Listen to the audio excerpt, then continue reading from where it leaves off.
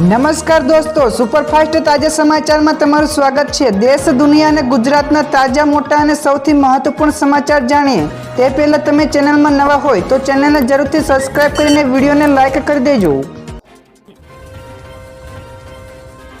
સૌથી પહેલા દોસ્તો આપણે વાત કરીએ તો ઇલેક્ટ્રિક વાહનોનો આવશે જમાનો। જી હા દર્શક મિત્રો, કેન્દ્રીય મંત્રી નીતિન ગડકરીએ જણાવ્યું કે વર્ષ 2030 સુધીમાં વાર્ષિક 1 કરોડ ઇલેક્ટ્રિક વાહનોનું વેચાણનું લક્ષ્ય મેળવવાના કટિબદ્ધ છીએ।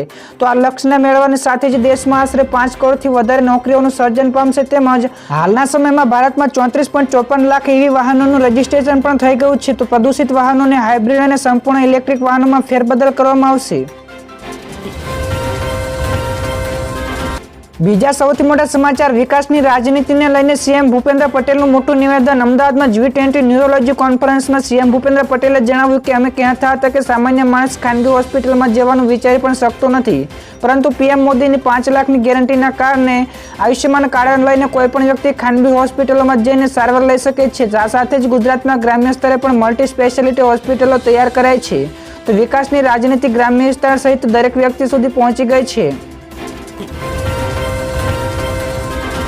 આગળ વધુ એક સૌથી મોટા સમાચાર મળ્યા છે। શું પેટ્રોલ અને ડીઝલ સસ્તું થશે? જ્યાં દર્શક મિત્રો, દેશમાં પેટ્રોલ અને ડીઝલના ભાવ ટૂંક સમયમાં ઘટી શકે છે। તેનું એ કારણ છે કે ભારતે લગભગ 3 વર્ષ પછી એક મોટું પગલું ભર્યું છે, જેના કારણે ભારતની પેટ્રોલિયમ રિફાઇનરીઓ વેનેઝુએલા પાસેથી ફરીથી ક્રૂડ ઓઇલની ખરીદી શરૂ કરી દીધી છે, જેથી વિશ્વની સૌથી મોટી પેટ્રોલિયમ રિફાઇનરીના માલિક રિલાયન્સ ઇન્ડસ્ટ્રીઝ આ મામલે વેનેઝુએલા પાસેથી સીધો સોદો કરે તેવી અપેક્ષાઓ છે। તો આવી સ્થિતિમાં 2024ની ચૂંટણી પહેલા પેટ્રોલ અને ડીઝલ સસ્તું થાય તેવી શક્યતાઓ છે। ફટાફટ દોસ્તો આગળના બીજા સૌથી મોટા સમાચાર, ધોળાવીરા નજીક ભૂકંપનો આંચકો આવ્યો। કચ્છમાં ફરી ધરા ધ્રુંજી ઉઠી છે। કચ્છ જિલ્લાના ધોળાવીરા નજીક ભૂકંપનો આંચકો આવ્યો છે। તો સિસ્મોલોજી કચેરીથી પ્રાપ્ત થતી માહિતી અનુસાર ધોળાવીરા નજીક મધ્યરાત્રિએ ભૂકંપનો આંચકો અનુભવાયો હતો। તો રિક્ટર સ્કેલ ઉપર આંચકાની તીવ્રતા 2.9ની માપવામાં આવી છે, જ્યારે આંચકાનું કેન્દ્રબિંદુ ધોળાવીરાથી 18 કિલોમીટર દૂર નોંધાયું છે। ત્યારે ઉલ્લેખનીય છે કે કચ્છમાં અવારનવાર ભૂકંપના આંચકાઓ પણ અનુભવાતા હોય છે।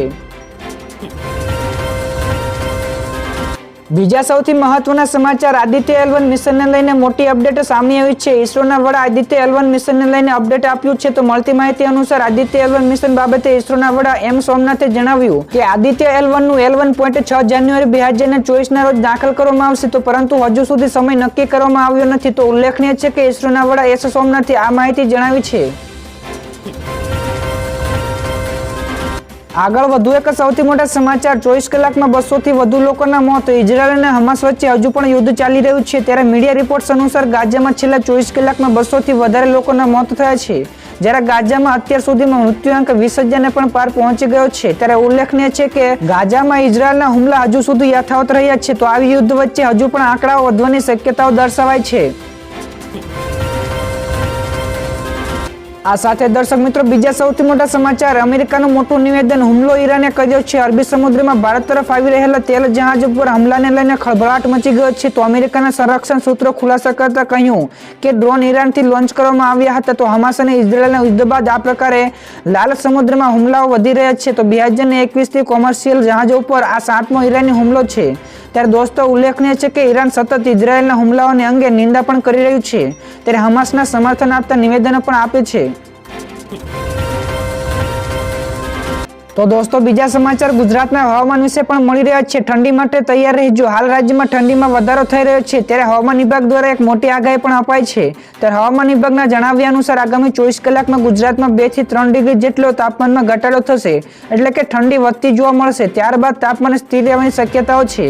તો અમદાવાદનું લઘુત્તમ તાપમાન 15 ડિગ્રીની પણ આસપાસ આવી ગયું છે, જ્યારે ભેજવાળા વાતાવરણના કારણે છેલ્લા કેટલાક દિવસોથી ઓછી ઠંડીનો અનુભવ લોકોને થઈ રહ્યો છે। ત્યાર પછી બીજા સૌથી અગત્યના સમાચાર, ભ્રષ્ટાચારથી ખદબદતા વિભાગો, ગુજરાતમાં એસીબીએ કરેલી કાર્યવાહીના આંકડાઓ સામે આવે છે। તો લાંચી અધિકારીઓ અને કર્મચારીઓ 100 રૂપિયાથી માંડીને 15 લાખ સુધીની લાંચ લેતા ઝડપાયા છે। તો સૌથી વધુ ગૃહ વિભાગમાં 66 કેસ થયા છે, જેમાં 94 જેટલા આરોપીઓની ધરપકડ કરાઈ છે।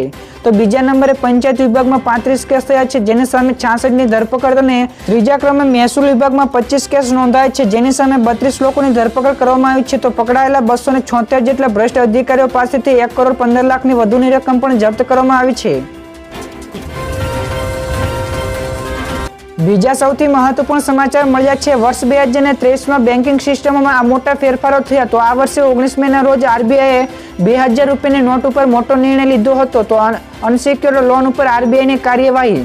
તો અસુરક્ષિત લોન ડૂબી જવાના ડરને જોતા બેંકોએ હવે પહેલા કરતા 25% વધુ પ્રોવિઝન કરવું પડશે.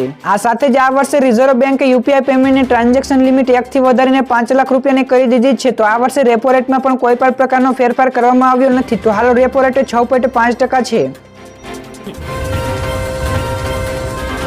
ફટાફટ દર્શક મિત્રો, આગળના બીજા સૌથી મહત્વપૂર્ણ સમાચાર મળ્યા છે. સરકારનો મોટો નિર્ણય, ખાદ્ય તેલ મોંઘું નહીં થાય. જ્યાં દર્શક મિત્રો, કેન્દ્ર સરકારે ખાદ્ય તેલ ઉપરના કસ્ટમ ડ્યુટી મુક્તિની મુદત 1 વર્ષ માટે લંબાવી દીધી છે.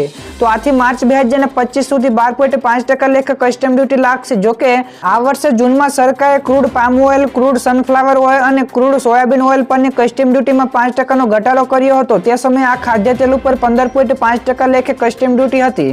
તે ઘટાડીને હવેથી 12.5% કરી દેવામાં આવી છે. તો દર્શક મિત્રો, આ સાથે જ બીજા સૌથી મોટા સમાચાર મળ્યા છે. આધાર સાથે પાન લિંક નથી તો થશે મોટું નુકસાન. કેન્દ્ર સરકાર અનુસાર દેશમાં 70 કરોડ પાન ધારકો છે, જેમાંથી 10 કરોડ લોકોએ પાન સાથે આધાર કાર્ડને લિંક કર્યું નથી. પણ જો આધાર કાર્ડ સાથે પાન કાર્ડ લિંક નહીં હોય તો તમે મોટી રકમના વ્યવહારો બેંક દ્વારા કરી શકશો નહીં. તો આ સાથે જ સરકારી યોજનાનો લાભ પણ તમે મેળવી શકશો નહીં. તેમજ ટેક્સ વિભાગ દ્વારા કોઈ રિફંડ આપવામાં પણ નહીં આવે. જોકે લાંબા સમયથી પાન અને આધાર કાર્ડ લિંક નથી તો ગભરાશો નહીં, તે બંધ નથી થયું, માત્ર તે ઇનઓપરેટિવ થયું છે. ત્યારબાદના બીજા સૌથી મોટા સમાચાર સામે આવ્યા છે. કુંભ મેળાને લઈને સૌથી મોટી અપડેટ સામે આવી છે. કુંભ મેળાને લઈને સૌથી મોટા સમાચાર મળ્યા. મધ્યપ્રદેશમાં મુખ્યમંત્રી મોહન યાદવે જણાવ્યું કે મારો પ્રયાસ એ છે કે ઉજ્જૈન અને મધ્યપ્રદેશના તમામ સ્થળોએ વિકાસના કામો થાય. તો 2028 સુધીમાં કુંભ મેળો ઉજ્જૈનમાં યોજાવા જઈ રહ્યો છે. મેં વિકાસ માટે યોજનાઓ પણ બનાવવાના નિર્દેશો આપ્યા છે. તેમજ તેમણે કહ્યું કે ઉજ્જૈનમાં આવનારા તીર્થયાત્રીઓની સંખ્યા ઘણી બધી વધી શકે છે. ફટાફટ દોસ્તો, આગળના બીજા સૌથી અગત્યના સમાચાર મળ્યા છે. રેશમા પટેલનું મોટું નિવેદન. તો બિલ્ડરોની ભાજપ પાર્ટી હવે બુટલેગરોની થઈ ગઈ છે. જ્યાં દર્શક મિત્રો, આમ આદમી પાર્ટી ગુજરાત મહિલા પાંખના રાજ્ય પ્રમુખ રેશમા પટેલ ઉપર ભાજપ ઉપર બગડ્યા હતા. તેમણે ગિફ્ટ સિટીમાં દારૂની છૂટ ઉપર કહ્યું કે ગુજરાતની માતા બહેનો વિશે વિચાર કર્યા વિના સરકારે ગુજરાતમાં દારૂનું ચલણ વધારવા માટેનો આ નિર્ણય કર્યો છે.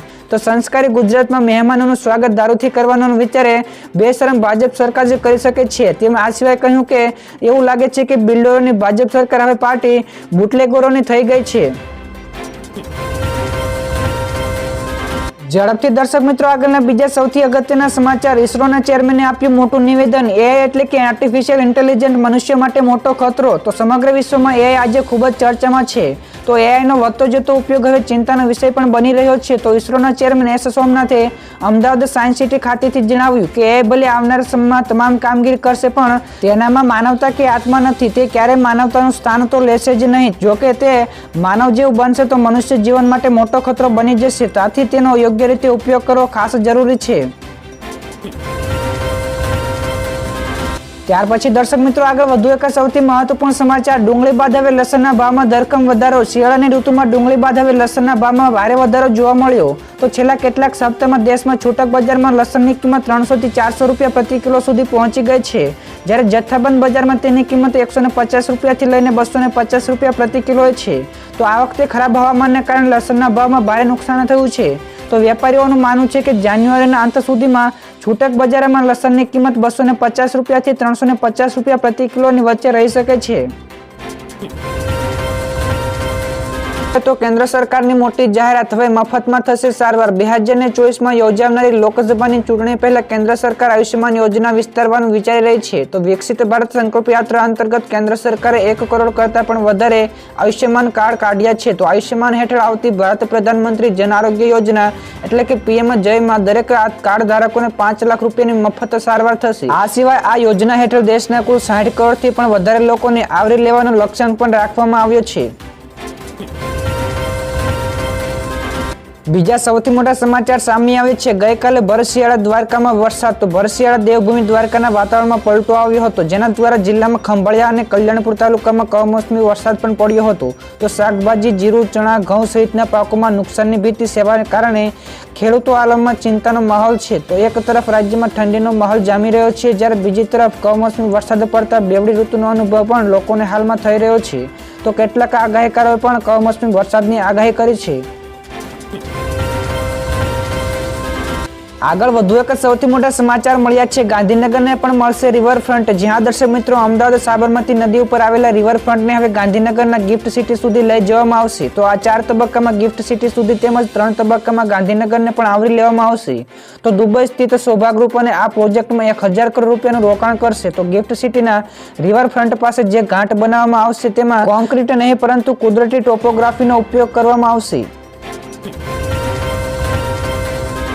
બીજા સૌથી મહત્વપૂર્ણ સમાચાર મળ્યા છે. હવે બાળકો ભણશે ભગવદ્ ગીતા. જ્યાં દર્શક મિત્રો, ગુજરાતના શિક્ષણ મંત્રી પ્રફુલ પાનસેરિયાએ મહત્વની જાહેરાત કરતા કહ્યું કે રાજ્યના ધોરણ 6 થી 12 ના વિદ્યાર્થીઓને ભગવદ્ ગીતાના પાઠ ભણાવાશે. આ માટે અભ્યાસક્રમ પણ તૈયાર કરી દેવાયો છે.